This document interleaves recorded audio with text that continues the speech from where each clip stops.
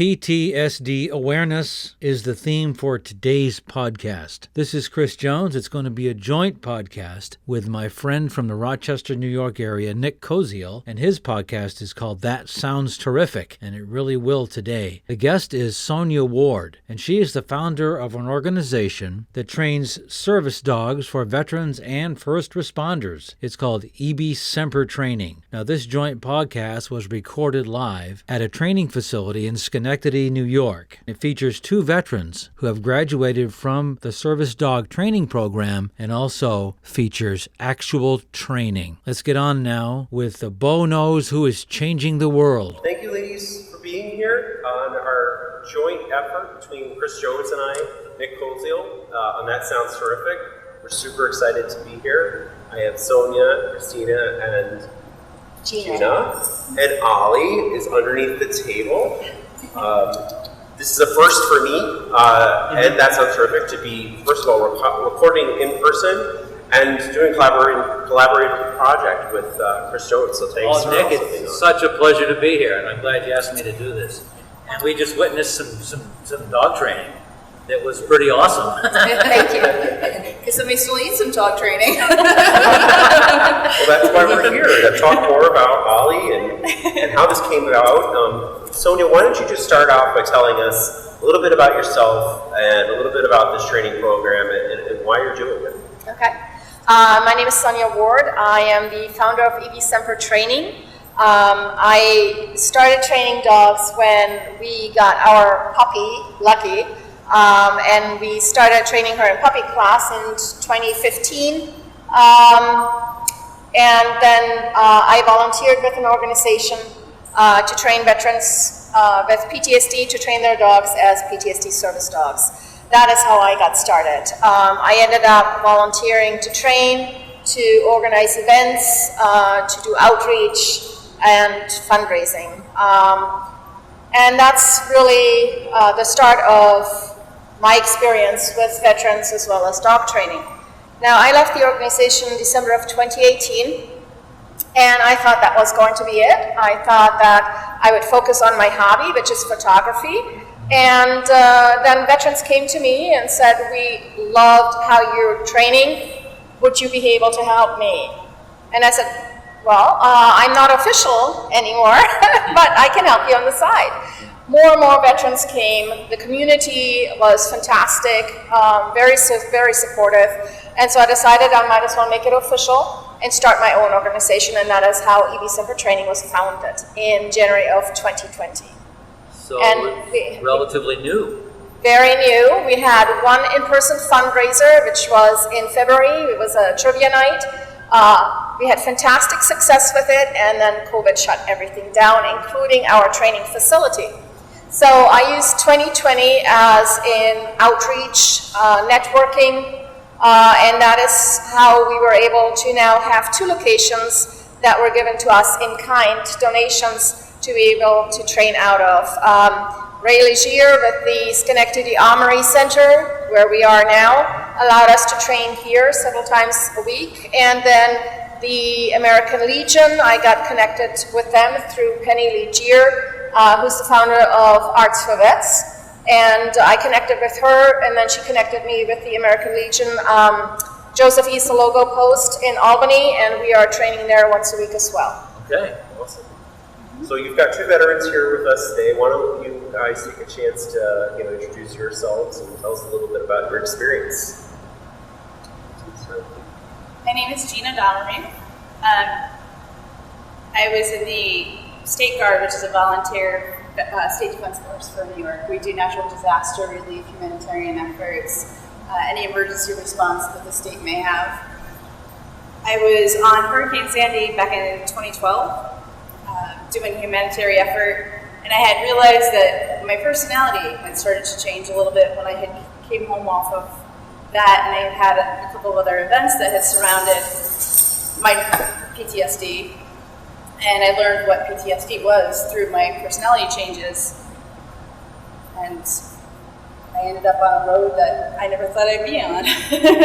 But it's been a learning experience, definitely, and one I'm grateful for. What has your dog done for you?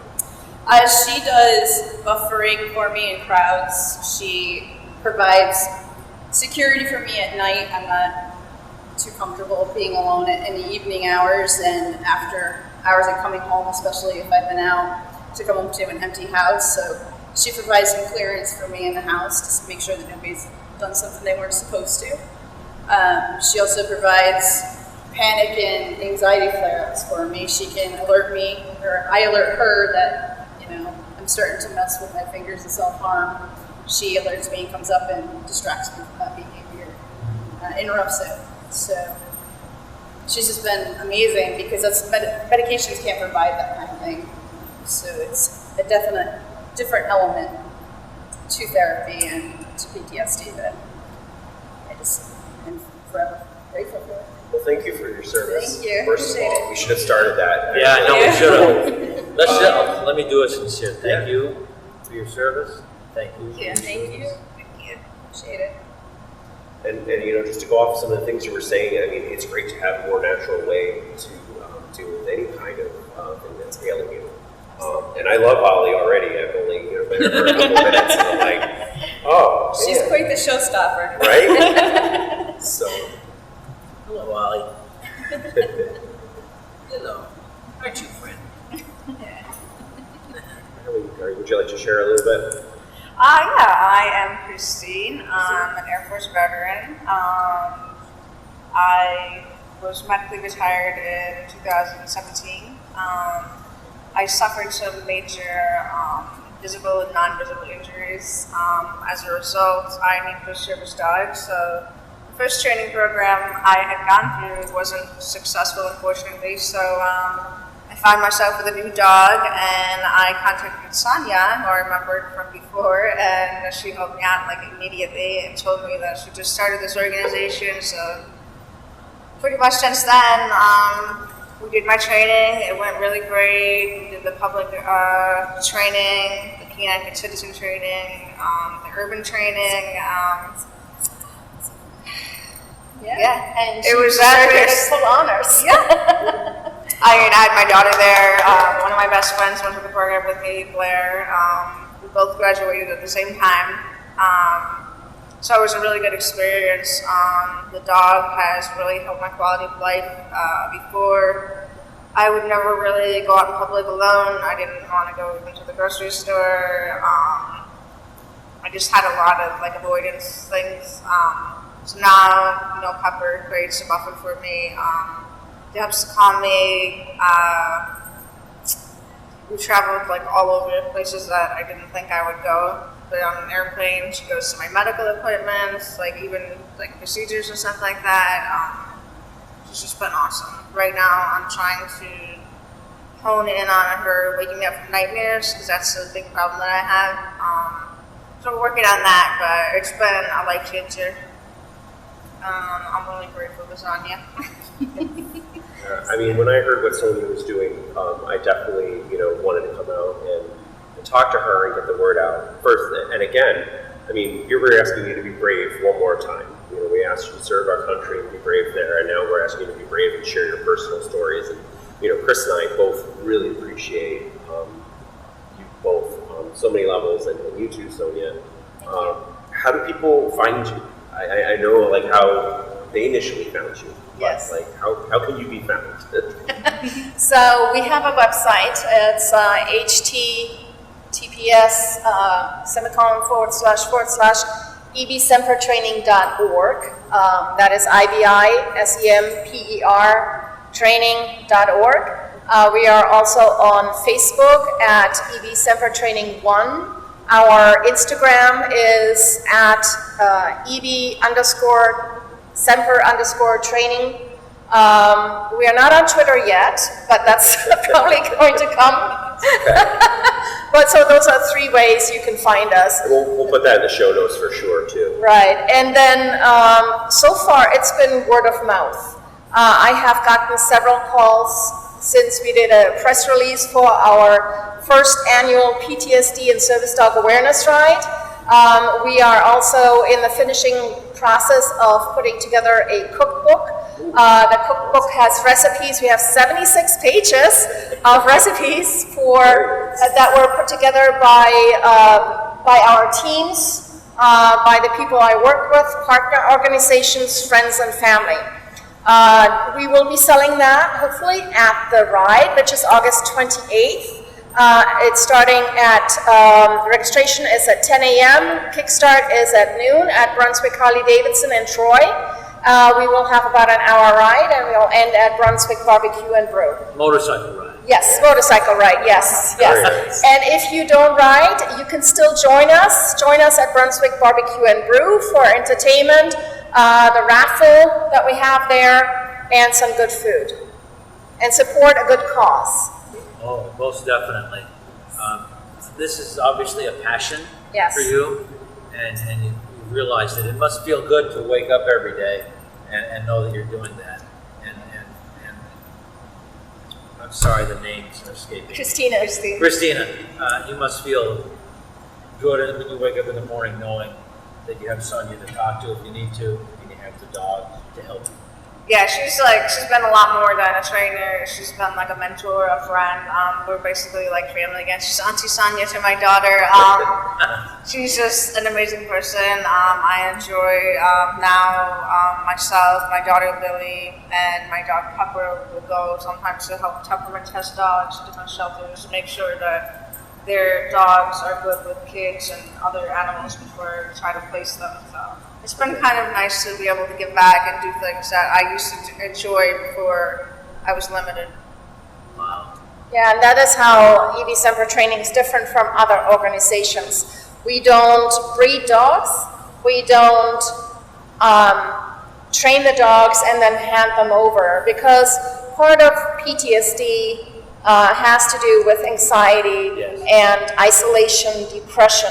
So to get the applicants out of their comfort zone a little bit, we have 4 months of closed classroom training. Okay. They are required to come to the 8 months program. So they're coming out of their comfort zone to come to me, which is the bravest thing. So then after 4 months, we start a little bit going outside with the urban. We're training for the American Kennel Club CGC and CGCU. Yeah. And then we do, after those tests are passed, we do the public access for the last 2 months of the program. Okay.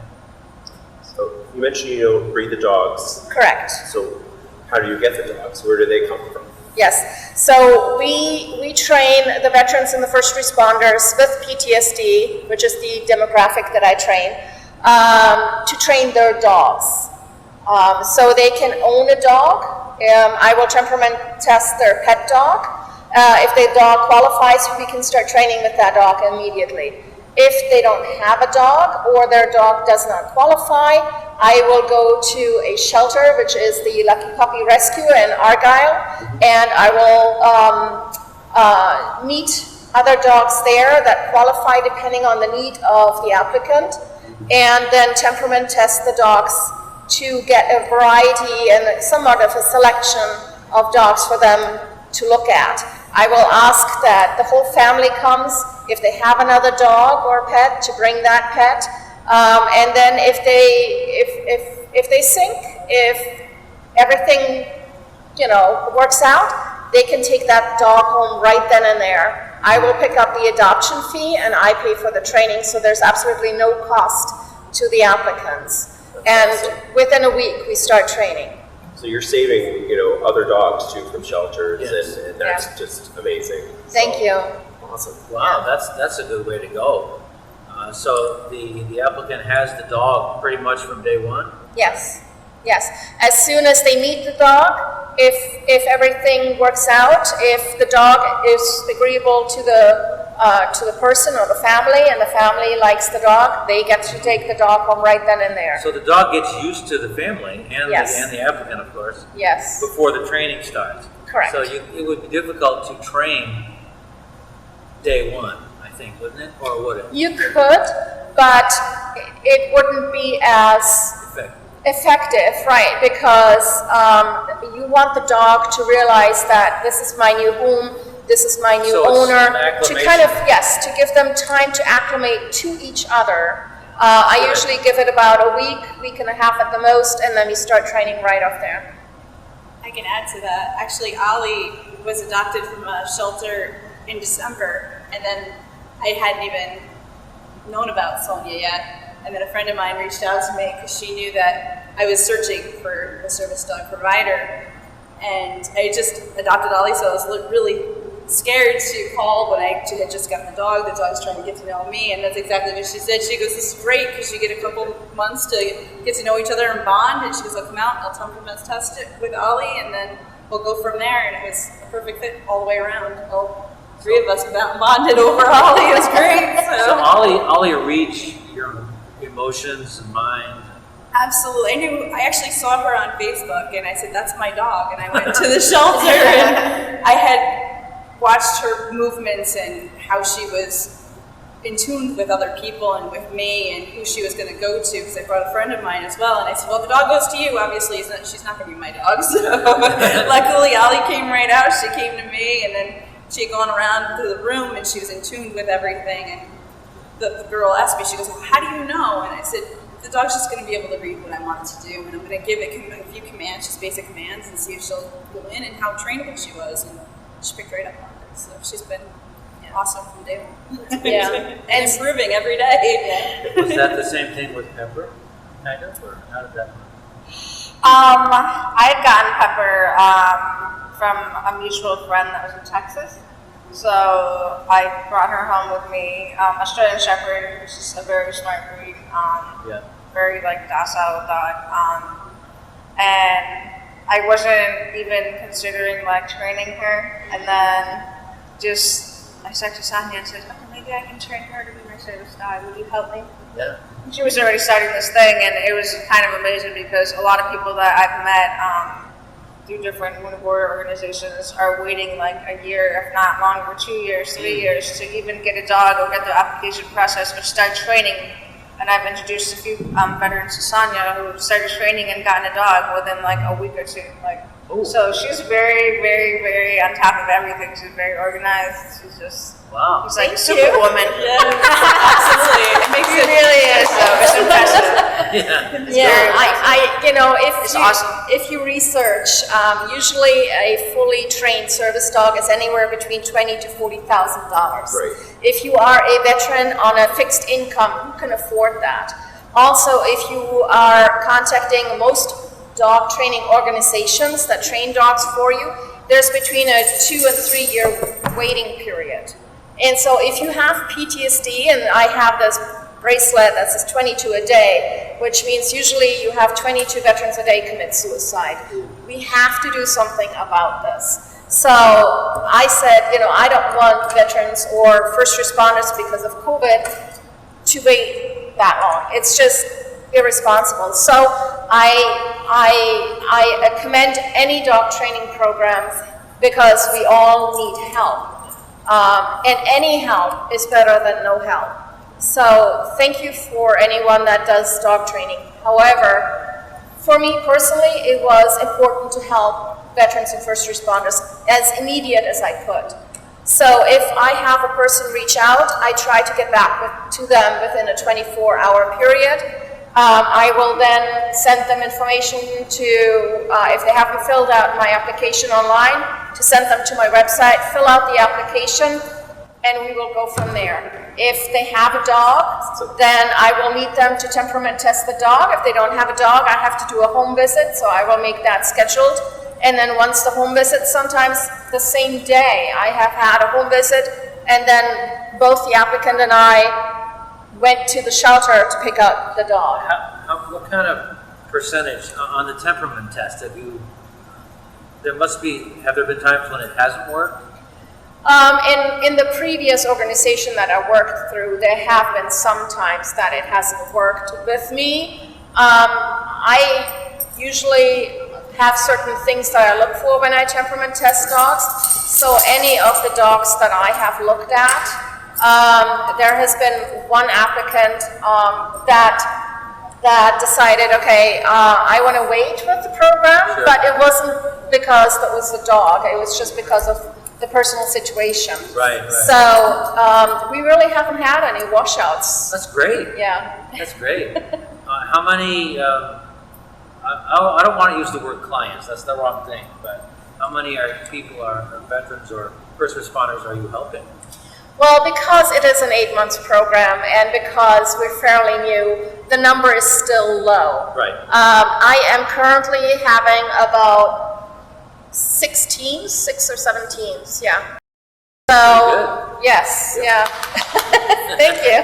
That's awesome. And 2 graduates. Yeah. Ollie wants some attention, I think. Yeah, okay. Ollie wants to ask some questions.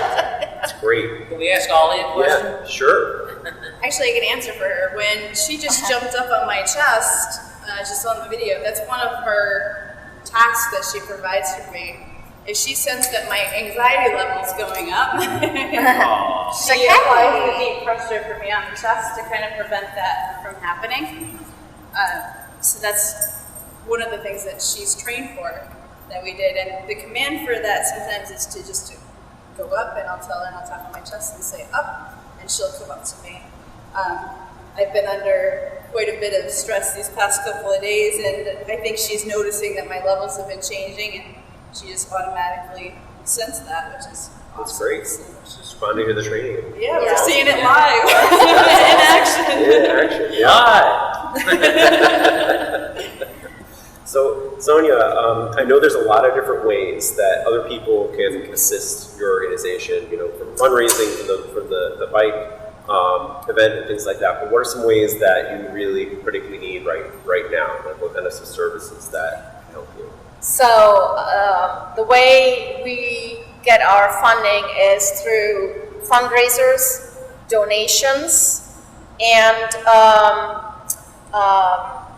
grants. Those are the 3 ways that we get our funds.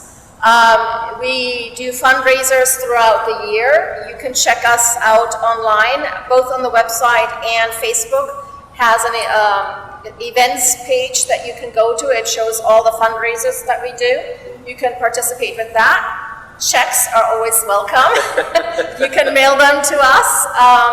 And online donations. Both the Facebook page as well as our website has a donation link. You can donate through that. If you are a General Electric employee, we are on their gift list. You can select us on the gift list. If you are on Amazon, we are a registered nonprofit on the Amazon list. You go to smile.amazon.com, select EV Semper Training. We also have a wish list. You can look up any of the items on the wish list and send it directly to us. And then, grants. If you know of any grants and you would like to help us with that, that'd be always welcome. Or any grant writers that want to come in and help out by volunteering their services. Absolutely. Grants, I know how hard that could be. So. Oh yeah. There's an interesting pivot to that. I was a flight attendant.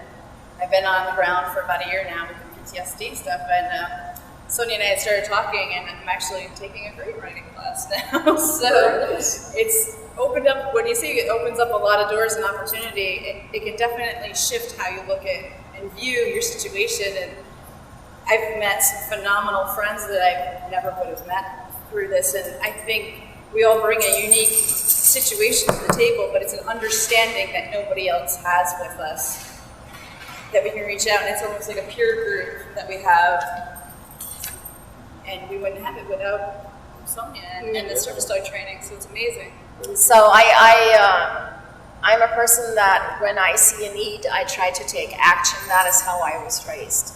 So when veterans came to me and said, would you please help us out? We love how you train. I said, after a while, I said, I might as well make this official. And then I don't just do the training, I support them. If there's a need with a situation where an organization is giving a veteran, for example, a hard time about their service dog, it just needs a text or a call. I will be at that location with my ADA pamphlet in my hand, and I will say, may I speak to the manager, and can we resolve this? And here is the information that you may have not been aware of.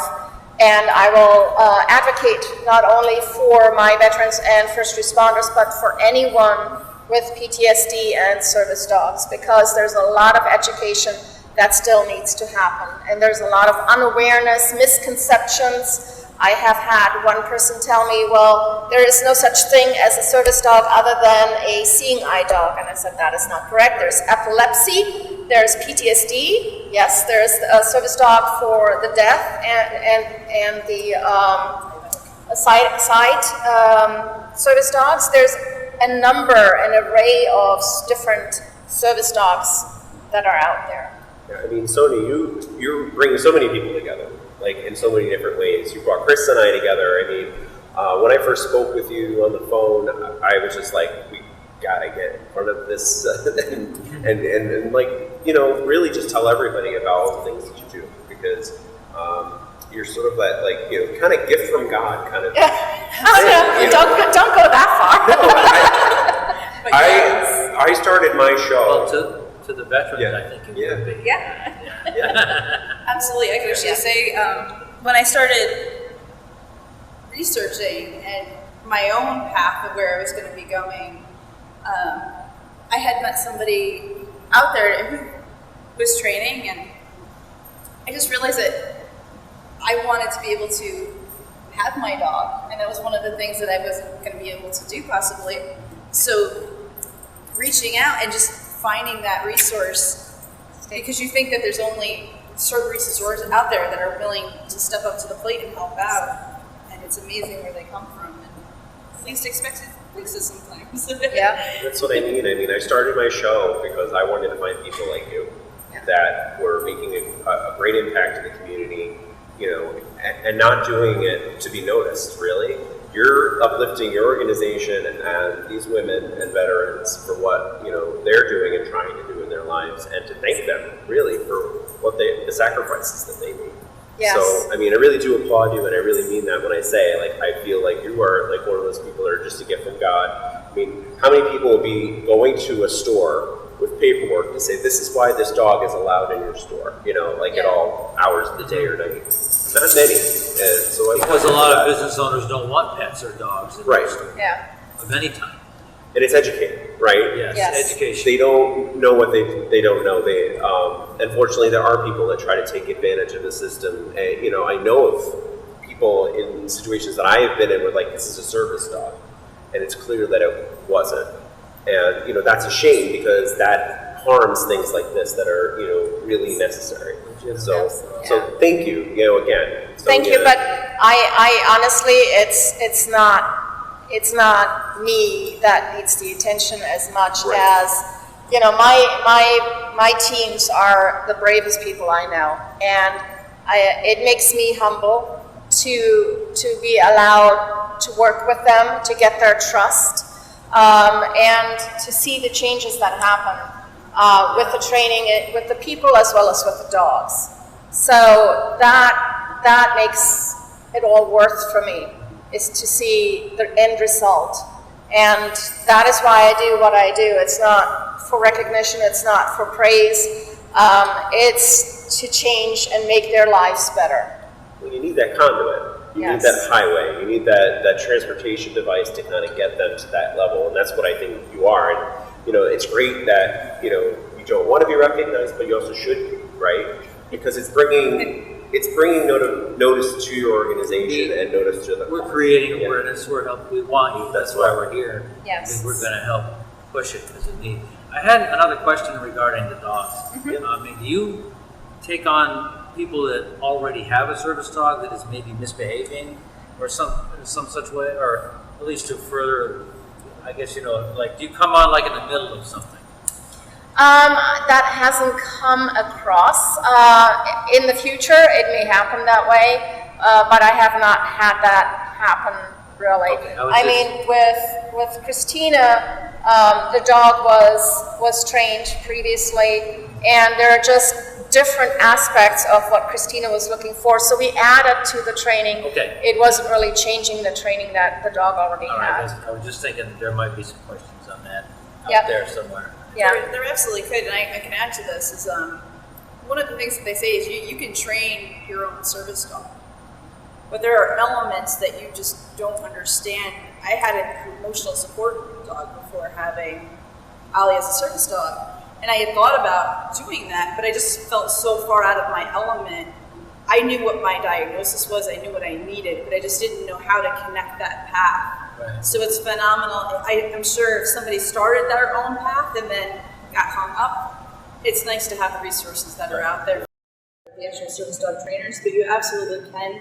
I'm actually speaking with a friend of mine, she's a diabetic. Oh. And she had no idea that diabetics can detect their levels when they go high, they go low, or when they're normal. And if her sugar drops, she may drop, and she might not be able to get to the refrigerator to retrieve a bottle of juice or something that up that sugar level. So we had a long discussion.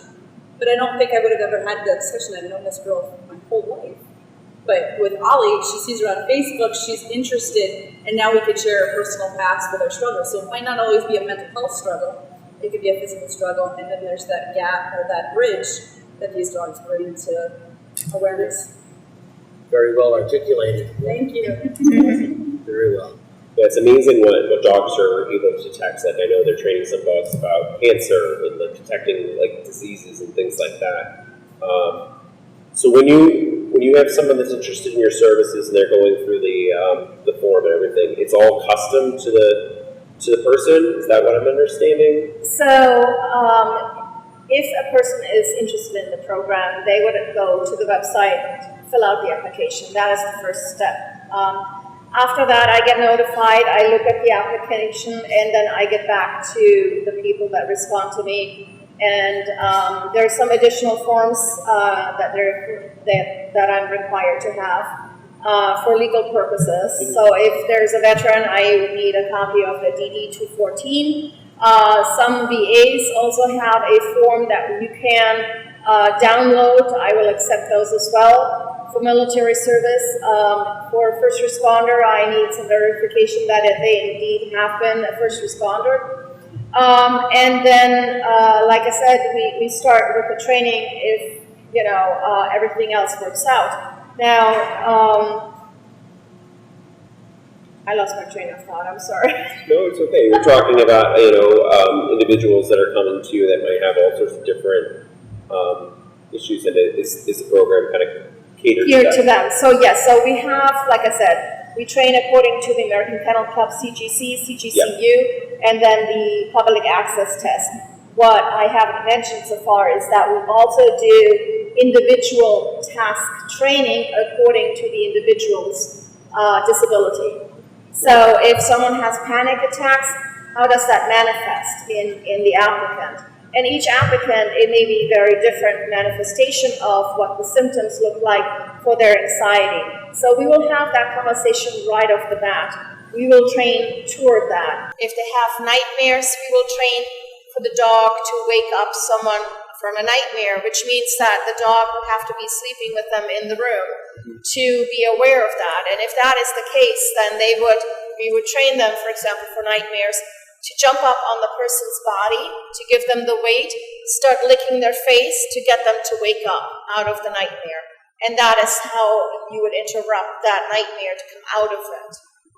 That's how you kind of train a service dog for a nightmare scenario, for example. And there are different, like I said, there are different scenarios, different symptoms that comes with PTSD, and you could task train according to their disability. So it's very personalized, and I don't publicize, I don't train in public for their disability because that is private. Right. And I feel the applicants are very brave already by making the public aware that there is a disability with the service dog that they have with them. So to me, that is the bravest thing.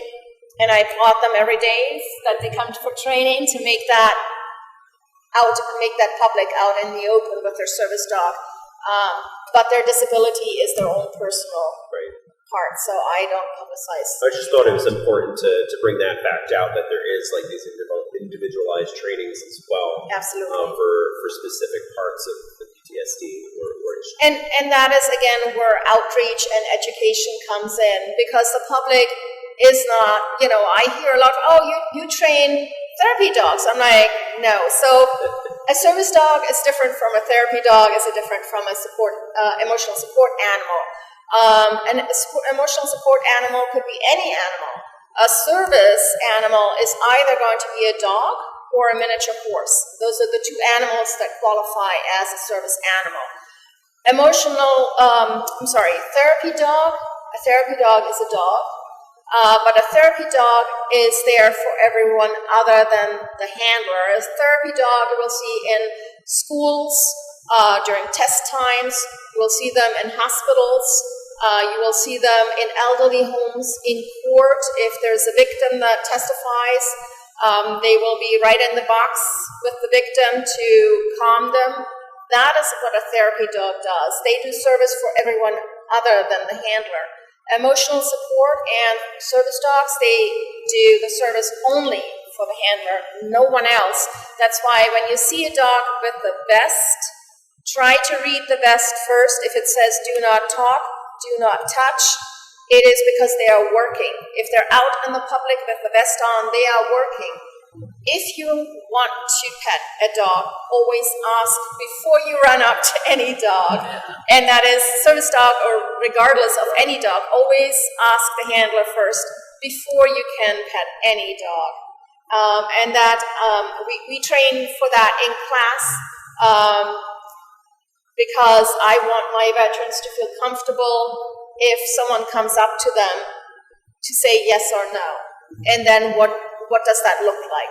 So we go out, when we do a public training, we go out and I always inform the people that I ask to help us train, that if you pet any dog, you pet them from underneath or the side, never on the top. Dogs react to that because they can't see what is above them and it creates fear in them. So always pet a dog from underneath or the side only. Glad you told me that after I pet the dog. So, my bad about that, Ollie. Sorry. So education is the name of the game. Yes, It really is. yes, absolutely. And so, like I said, matter of fact, we have an event tomorrow, the Two Ladies Market in Greenville. We are one of their vendors. We are one of the people that are being highlighted. I have my signs and my table and informational flyers that I hand out, and I will educate the public that is there in regards to service dog, emotional support, therapy dog, what the rights are, what some of the things that you should or should not do. That is part of my organization as much as the training. It is equally important, I think. Ladies, if you wanted to say something about Sonia and the training and everything she's done, like what's maybe the most important thing to you, or the most important impactful thing that you would like to share? I can go with that. One of the things with PTSD that I've realized is that our views change so much when we have PTSD. And a lot of times it's negative views, and how we view the world, how we view ourselves, how we view our situation. And the phenomenal thing that happened with Sonia is that my world became so positive, and I always think now, how can I change the situation from a negative to a positive? And one of the situations that we're talking about being in training, when I'm out in public, I always feel unsafe, I feel guarded, I don't let my guard down. And the nice thing is when a little kid and their family comes up and says, "Oh, can I see your dog? Can I pet your dog?" That's my time to educate, and it's my time to allow myself to let that guard down a little bit and see that positive situation for what it is. So that's where I am forever grateful for that, because you get into this isolation bubble, and inside your head, a lot of times, then it goes down a very deep, dark path. Yeah. And it's the light at the end of the tunnel sometimes that you need, and you were definitely mine. Thank you. Big bright spotlight. Exactly. That glow. She's always smiling. Yes. There's a lot to be happy about or thankful. So, yeah.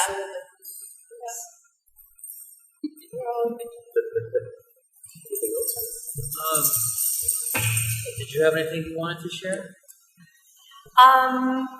I was kind of piggybacking. I was thinking, like, I felt the same exact way she was describing. Basically, it's made my world, like, a lot bigger, opened up a lot of opportunities for me, and I was a new mother when I got out of the military, and I was worried about my daughter's world becoming, like, as small as mine had become, and I just wanted to break free of that cycle, and now we've had some amazing experiences thanks to Sonia and the training, and you know, I don't think my daughter understands the extent of like what a service dog is yet. She's only 4, but it's been amazing. Like as far as she knows, she just brings her little happy doggy everywhere with us. You know.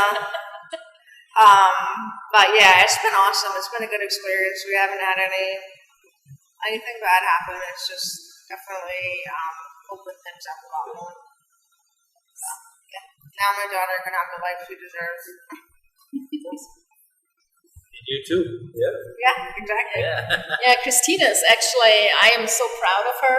She works out so much, and she qualified for the Wounded Warrior team. So she just came back from Texas, from boot camp is what I called it. It's training camp. Training camp, and she's going off to Florida later this month, I think it is. September. Yes, to participate in the Wounded Warrior Games. Yeah, it's the Department of Defense Warrior Games. It's a competition with disabled veterans from every branch of service, visible and non-visible injuries, but it's like every branch of service in like 8 different countries. So we'll be competing at the ESPN Worldwide Sports Center at Disney. ESPN. So it'll be a very big event.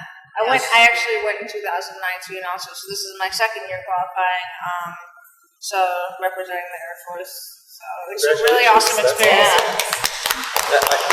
I still another road trip we have to do. Chris. Okay. We're there. No, definitely share with us some of the details. We'd love to Yes, kind of we'd blast like that to. out if you're comfortable with that. Yeah. I have some pictures. Awesome. Yeah.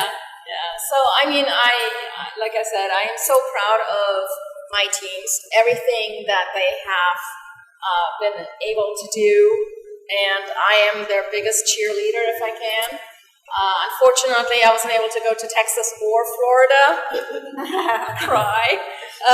But anything, I will be there supporting them mentally and physically if I can, any which way that they need. Awesome. I think we've covered a lot of ground here. Yeah. Yeah, we did. I mean, I just want to thank you all again. Again, this is brave for you to come out and share your stories.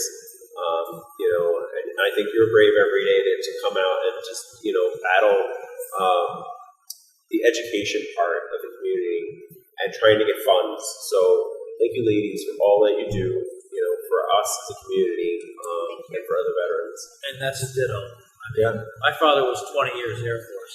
I'm familiar with that sort of a lifestyle. He retired from Plattsburgh for the Air Base.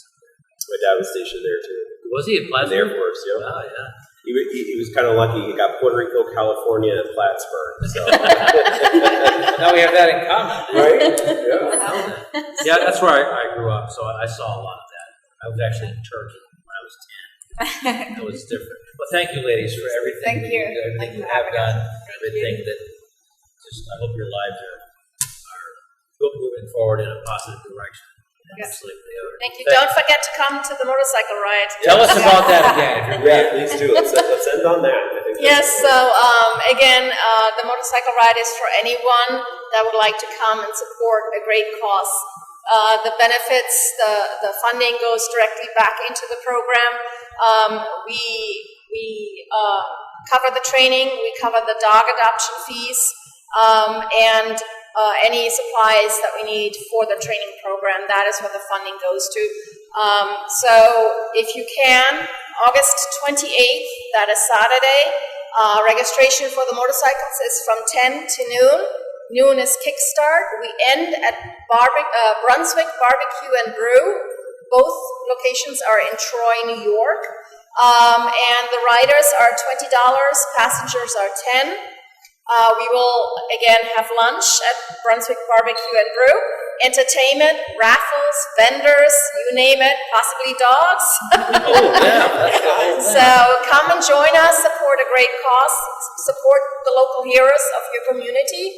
We would be very, very appreciative. Thank you. Very much. That's it. Yeah. Christina and I were going to be crowd, so we will be walking around the room, buffer left, right, depending on which side we are coming. So just walk around, make her buffer.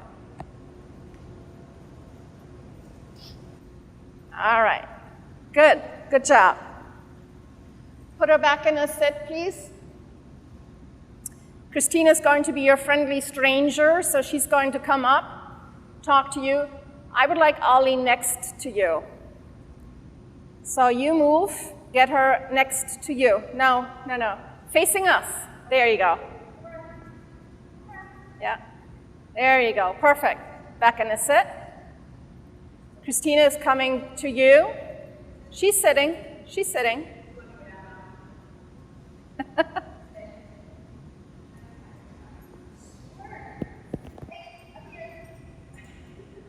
All right.